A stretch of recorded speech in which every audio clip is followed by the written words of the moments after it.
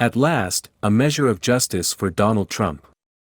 A federal jury has determined that Donald Trump is a sexual predator. How gratifying it is to type those words, after all these years and all those stories about Trump's treatment of women. Trump still has criminal indictments to go, one pending, others anticipated, before his legal travails are over. Yet the civil verdict in E. Jean Carroll v. Donald Trump imposes, finally, some consequences on a man who has been a Houdini of accountability. Anyone paying attention knew who this man was and what he had done. Now the legal system has ratified that assessment. The verdict, that Trump subjected Carroll to sexual abuse and then defamed her when he called her claims a hoax and complete con job, will not change minds. Still, it is an ineradicable part of the record, perhaps only the beginning of a legal system holding Trump responsible for his actions, however belatedly. The jury did not find that Trump had raped Carroll, but the size of the damages award, $5 million, underscores the seriousness with which they viewed his conduct. So does the fact that the jurors had to find by clear and convincing evidence, higher than the usual civil standard, that Trump's defamatory statements about Carroll were false. The outcome offers a gratifying measure of the imperfect progress that women have made in bringing claims of sexual assault and harassment. Carroll was able to sue for sexual assault only thanks to a New York law enacted last year, the Adult Survivors Act, that opened a one-year window extending the statute of limitations in civil actions related to sexual offenses, a recognition that victims have been understandably reluctant to come forward with such claims. Yes, Trump lawyer Joe Tacopina harangued Carroll about why she didn't scream, why she couldn't pinpoint the precise date that Trump attacked her in a dressing room at Bergdorf Goodman in the mid-1990s, why she didn't come forward at the time. That tired playbook, how often we have had to endure it, didn't work with the jury of 6 men and 3 women. An unbelievable work of fiction, Tacopina called Carroll's assertion. Nice try. 2 friends, Lisa Birnbach and Carol Martin, testified that Carroll had shared the story with them shortly after the incident happened. 2 other women, Natasha Stoyanov and Jessica Leeds, recounted similar incidents in which, they said, Trump suddenly assaulted them, in a public space at Mar-a-Lago and on an airplane. They have nothing to do with whether you believe E. Jean Carroll's unbelievable story, Tacopina asserted.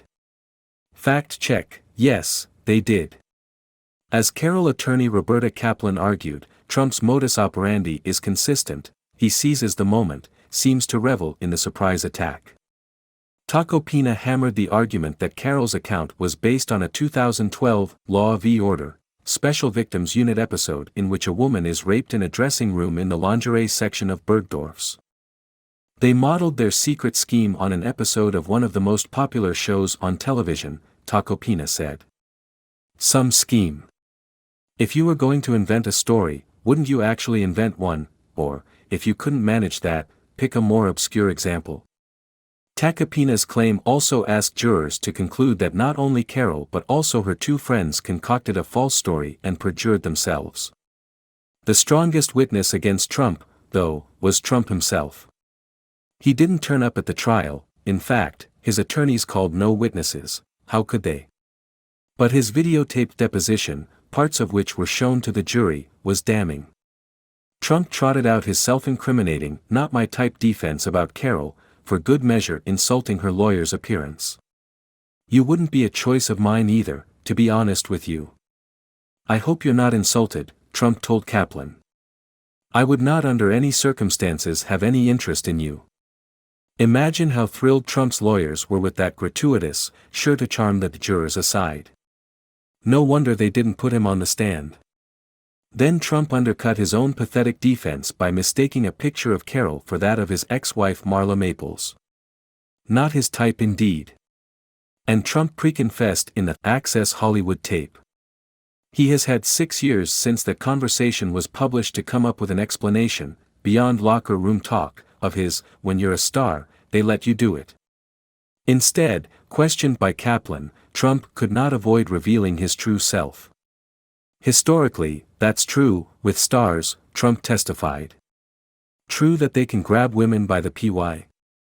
Kaplan asked. Well, that's what, if you look over the last million years, I guess that's been largely true. Not always, but largely true, Trump replied. He paused and then, as he does, kept going.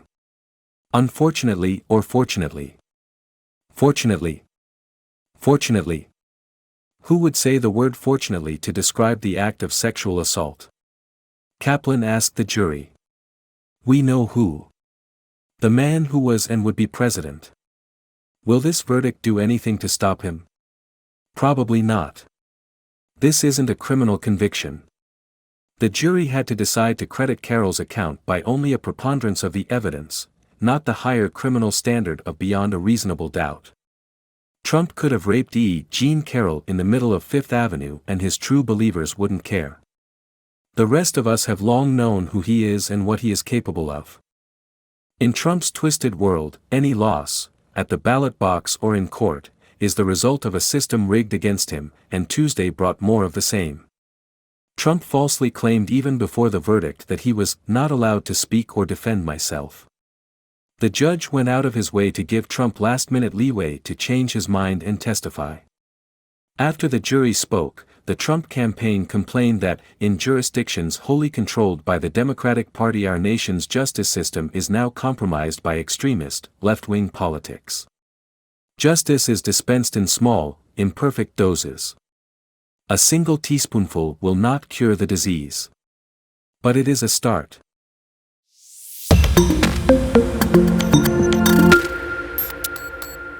At last, a measure of justice for Donald Trump. A federal jury has determined that Donald Trump is a sexual predator.